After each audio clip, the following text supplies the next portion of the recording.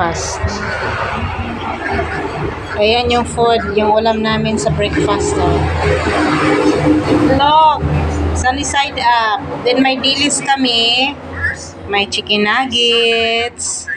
Siyempre, ang kape di mawawala. Ayan, coffee is life.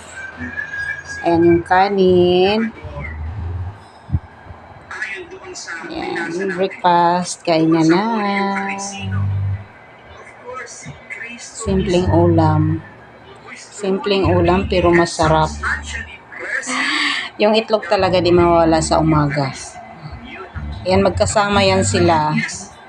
Itlog, dilis, at kape. Kainan na. Ay, may langaw.